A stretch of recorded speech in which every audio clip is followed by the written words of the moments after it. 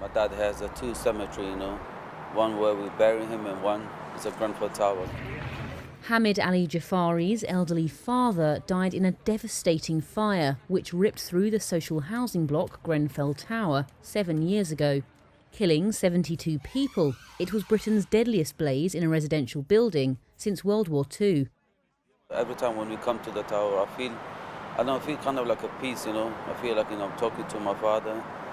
When the wind blows around the tower, I feel, I can feel my dad, I can smell him, I can feel him.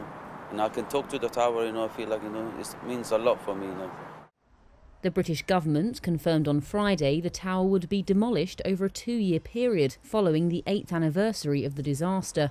The final inquiry blamed the disaster on failings by the government and construction industry involved in fitting the exterior with flammable cladding.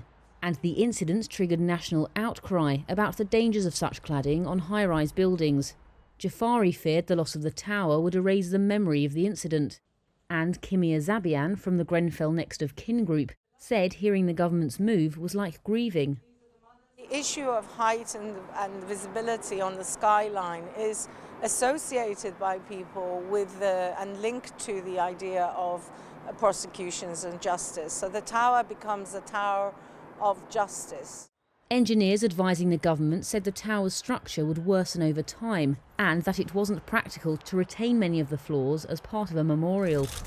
Grenfell United, one of the organisations representing those affected by the fire, said the voices of survivors and bereaved families were not considered by the government. The government said they were offered the opportunity to meet in person or online. One nearby resident said there needs to be a lot of thought about what happens next, and a memorial of the same height would make sure it was never forgotten. A final design for a memorial is expected by spring 2026, and construction could begin that year.